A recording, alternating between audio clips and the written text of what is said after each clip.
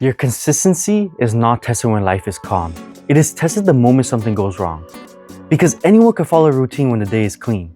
The real question is, what happens when you're triggered? What happens when you're disappointed, uncertain, emotional, tired? This video is for the person who starts off strong, builds the momentum, and then one event throws the whole system off. One mistake turns into shame. One lost day turns into a lost week. One emotional reaction turns into, what's the point? I give up. And the painful part is not the spiral, it's watching yourself spiral in the moment. In this video, I want to show you how to respond instead of spiral. Not by being emotionless, not by forcing motivation, but by building a mental toughness framework that helps you return to equilibrium and manage your consistency through chaos. Mental toughness is not the absence of emotion. Mental toughness is the ability to feel the emotion without letting it drive the car. So we're going to break this down into 3 parts. First, how chaos exposes your emotional loop. Second, how mental toughness is trained through the pause. And lastly, how the reset system is shaped to help you respond and return to consistency when things get chaotic. Chaos does not create your emotional loop. Chaos exposes it. When life is calm, it is easy to believe you are disciplined, grounded, and system-based. It is easy to say, I'm calm, I'm in control, I follow my system. But it's when something unexpected happens, like a setback, a mistake, a bad result, and a moment where reality does not match what you expected, this is where the emotional loop comes, and that's where the test is. Because here, the event creates an emotion. The emotion creates a story. The story creates a reaction, and the reaction creates regret. The regret creates more emotion, and that's how the one moment becomes a spiral. This is what we want to get to. We want to be able to get to the trigger, the pause, the choose, and return. This is the loop most people get stuck in, right? This is the loop, right? And not because they are weak, not because they do not care, but because once the emotion gets loud, the system gets quiet. The problem is not that you feel emotion. The problem is when emotion becomes the instruction. Like stress says escape, shame says hide, anger says attack, fear says avoid, urgency says fix everything now. But not every emotion instruction is wise. Because here, emotion is information, not instructions. The emotion is real, but the story the emotion creates may not be accurate. This is where, when emotions are high, it feels like the feeling brain grabs the steering wheel. The thinking brain is in the car, but now it is sitting in the passenger seat trying to navigate while emotion is driving. So the goal is not to throw emotion out of the car. That is impossible. Emotion belongs in the car, but emotion can't be the only driver. The goal is to slow down the car enough so your thinking brain can help navigate again. For me, I've seen this in training, content creation, and discipline. When things are going well, it is easy to feel like I'm calm and system-based. But when I get hit with a setback, this is where the old loop tries to come back. Urgency, shame, fixing, proving, forcing. And if I do not catch it early, one emotion becomes a moment it can turn into a whole sequence of poor decisions. The lesson is, the setback is not always what destroys consistency. Sometimes it is the emotional loop after the setback. If you do not understand your emotional loop, you'll keep blaming discipline when the real issue is regulation. You do not need to become emotionless. You need to recognize the loop before it starts driving your next decision. Now, the pause is where emotion becomes information instead of instruction. You feel the emotion, the story appears, and before you obey it, there's a small gap. There is a space between what happens and what you do next. Most people are lost in this space because this pause sounds simple, but it's not easy. In the moment, your nervous system wants movement, it wants relief, it wants certainty, it wants to fix, escape, attack, numb, or prove. So when you pause it almost feels wrong. It feels like you're doing nothing, but that is not true. The pause is not doing nothing. The pause is refusing to let the first emotion, impulse, become the final decision. The pause is not suppression. It is not pretending to be calm. It is not delaying forever. It is not avoiding the problem. It is not freezing and calling it discipline. It is these two pauses right here. So here we have the reactive pause. The first is a reactive pause where you freeze, you avoid, you disconnect, you are not choosing, you are just overwhelmed. It may seem like stillness from the outside, but inside you are not regulated, you are just shut down. The intentional pause, the second, this is where you are aware, you are feeling the emotion, but you're observing it instead of obeying it. This is where mental toughness starts, not in pretending emotion is gone, but in creating space, enough space to choose your next move. For me, I get hit with a setback, my chest tightens, my stomach drops, and my brain starts building a story that like I always do this, that I'm falling behind, I need to fix this now, I can't believe this happened again. The pause is the half second where you notice that happening before you sign the story, because this is what you're doing. You do this before you sign the story. This is the moment where emotional regulation begins, not after you already reacted, not after you already spiraled, right there in the small gap. This is where mental toughness gets trained, and I like to see it as a progression.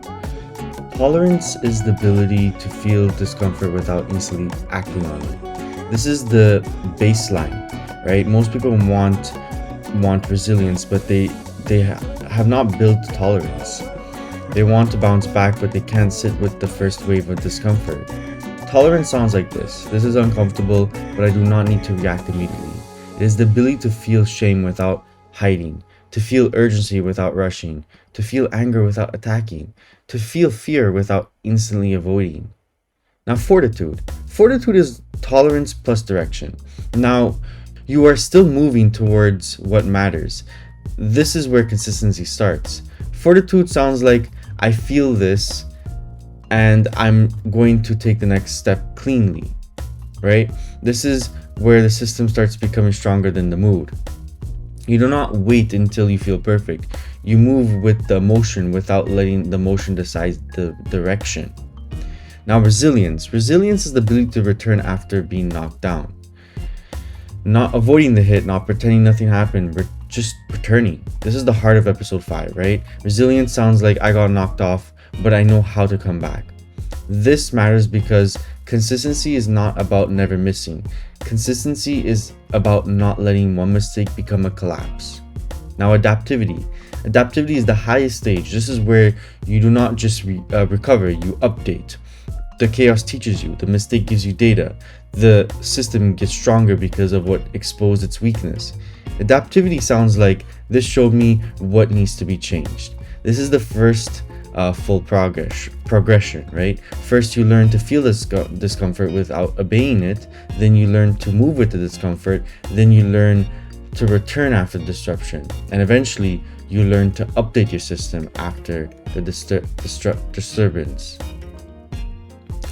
So, this is mental toughness, not being hard, not being emotionless, not pretending nothing affects you, but being trainable under pressure. That's the goal. You do not need a perfect life to stay consistent. You need a return protocol. Consistency does not mean nothing knocks you off. Consistency means when something knocks you off, you know what to do next.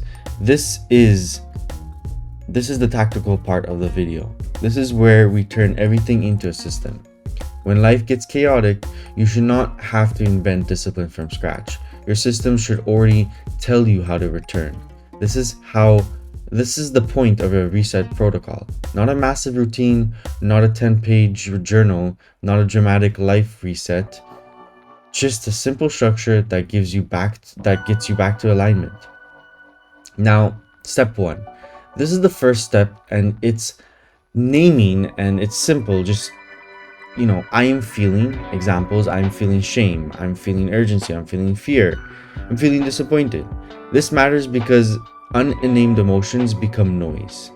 Named emotions become data. Once you name the state, you create separation. You are no longer inside the emotion, you are observing it. Step 2.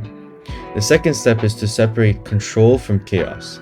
This is where the control circle comes. Here you can see what you control. So if I just zoom in here, you can see you have control over your breath, your attention, your next action, your words, your environment. What you can influence is your preparation, your routines, your relationship, your schedule, your recovery. But what you can't control is the past, the outcome, other people, randomness, or variance, or what already happened. This step removes wasted energy, because spiral usually happens when you try to control what is already outside your control. If something already happened, it is not yours to change anymore. It is yours to respond to. The distinction is everything. The third step is to choose the next clean action. So here, it's not the perfect action, not the heroic action, not the action that fixes your whole life. The next clean action, it can be like, close the app, drink water, take a walk, write one sentence, do one work block, send a message, read your reminder, stop trading, go to bed, return to your checklist. The next clean action is powerful because it restores agency. It tells your brain, we are not spiraling anymore, we are returning. For me, this is where I saw it in my reminders, notes, and journals that matter a lot to me, because they're not just productivity tools, they are emotional anchors. Like when I'm calm, I can think clearly, but when I'm triggered, I do not want to rely on mood. I want something outside my head to remind me who I am, what matters, and what the next clean action is. This is why I use reminders and notes, not to complicate my life, but to protect my standard when emotions get loud. Because when emotions get loud, my memory gets quiet. So the system has to speak for you. When you do this enough times, your brain learns something powerful. Chaos does not mean collapse. A setback does not mean spiral. Emotion does not mean obey, and you can get hit and pause and return. So this creates someone who does not need a perfect conditions to stay aligned. Someone who can feel stress, fear, shame, or uncertainty and still return to the next right action. Every time you return after chaos, you build evidence. Not evidence that everything is easy. Evidence that you can be trusted when life is not easy. In the final episode, we are going to bring the whole playbook together: habits, purpose, systems, identity, and emotional regulation. And we are going to turn it into one lifelong process of self-mastery. Because consistency is not proving when life is easy. It is proven in the moment you get hit with a setback and still return to who you say you are becoming. If this helped, like and subscribe and comment what reset action you are choosing this week. I'll see you in the final episode of the playbook, and thanks for watching, guys.